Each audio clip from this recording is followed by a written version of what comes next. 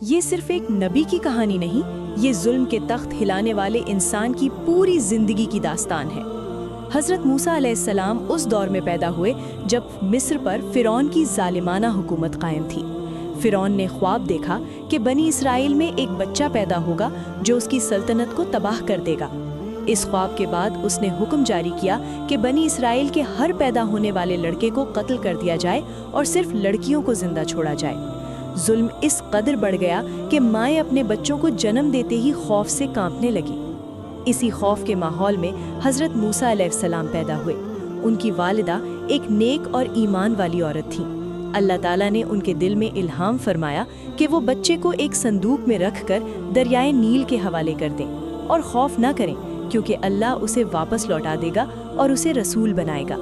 ماں کے لیے اس سے بڑا امتحان کوئی نہیں ہو سکتا، مگر انہوں نے اللہ پر بھروسہ کیا اور اپنے جگر کے ٹکڑے کو دریا کے سپرد کر دیا۔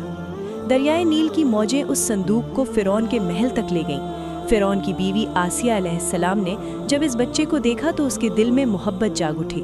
اس نے فرعون سے کہا کہ یہ بچہ ہمارے لیے آنکھوں کی ٹھنڈک ہوگا۔ یوں جس بچے کو قتل کرنا تھا وہی فرعون کے گھر میں پرورش پانے لگا۔ اللہ نے ایسا انتظام کیا کہ حضرت موسیٰ علیہ السلام نے کسی دودھ پلانے والی کا دودھ قبول نہ کیا، یہاں تک کہ ان کی حقیقی والدہ کو بلا لیا گیا، اور یوں ماں اپنے بیٹے کے قریب بھی رہیں اور اس کی پرورش بھی کرتی رہیں۔ حضرت موسیٰ علیہ السلام جوان ہوئے تو ان کے دل میں بنی اسرائیل کے لیے درد اور غیرت پیدا ہو چکی تھی۔ ایک دن انہوں نے دیکھا کہ ایک مصری ایک بنی اسرائیلی کو بے رحمی سے مار رہا ہے۔ حضرت موسیٰ علیہ السلام نے مظلوم کی مدد کے لیے مداخلت کی، مگر ایک گھونسا ایسا لگا کہ مصری مر گیا۔ یہ قتل نیتاً نہیں تھا، مگر حالات نے حضرت موسیٰ علیہ السلام کو مجرم بنا دیا۔ جب یہ خبر فرعون کے دربار تک پہنچی تو حضرت موسیٰ علیہ السلام کو قتل کرنے کا فیصلہ ہو گیا۔ اللہ کے حکم سے حضرت موسیٰ علیہ السلام مصر چھوڑ کر مدین کی طرف نکل گئے۔ یہ سفر بھوک، پیاس اور تنہائی سے بھرا ہوا تھا۔ مدین پہنچ کر انہوں نے ایک کنویں پر 2 لڑکیوں کو دیکھا جو کمزوری کی وجہ سے پانی نہیں بھر پا رہی تھیں۔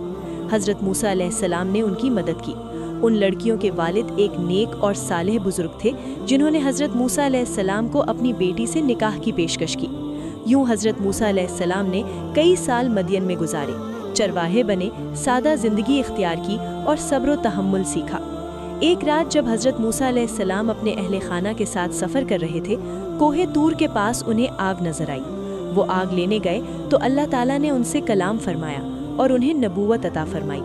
اللہ نے انہیں حکم دیا کہ وہ فرعون کے پاس جائیں اور اسے اللہ کی طرف بلائیں۔ حضرت موسیٰ علیہ السلام نے اپنی کمزوری بیان کی تو اللہ نے ان کے بھائی حضرت ہارون علیہ السلام کو ان کا مددگار بنا دیا۔ فرعون کے دربار میں حضرت موسیٰ علیہ السلام نے حق کا پیغام پہنچایا۔ انہوں نے اپنی لاٹھی پھینکی جو اژدہا بن گئی، اور اپنا ہاتھ نکالا جو روشنی سے چمک رہا تھا، مگر فرعون نے تکبر کیا اور جادوگروں کا مقابلہ کرایا۔ اللہ کے حکم سے حضرت موسیٰ علیہ السلام کے معجزے نے جادوگروں کے جادو کو نگل دیا۔ جادوگر سجدے میں گر گئے اور ایمان لے آئے، مگر فرعون نے انہیں سخت سزائیں دی۔ فرعون کے انکار پر اللہ نے مصر پر عذاب بھیجے، مگر فرعون ہر بار وعدہ کر کے پھر مکر جاتا۔ آخرکار اللہ نے حضرت موسیٰ علیہ السلام کو بنی اسرائیل کے ساتھ راتوں رات مصر چھوڑنے کا حکم دیا۔ فرعون نے لشکر کے ساتھ پیچھا کیا۔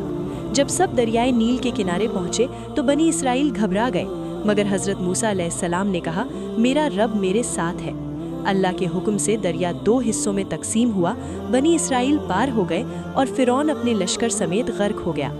آزادی کے بعد بنی اسرائیل کا امتحان شروع ہوا۔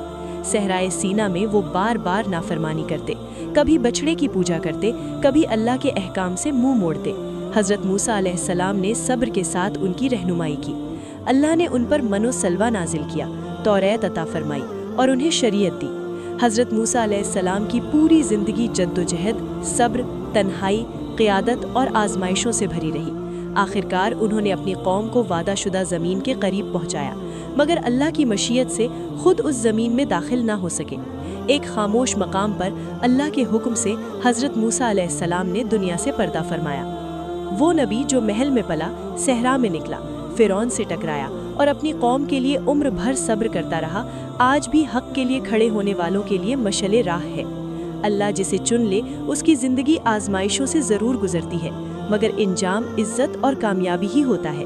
صبر، ایمان اور حق پر ڈٹ جانا ہی اصل کامیابی ہے۔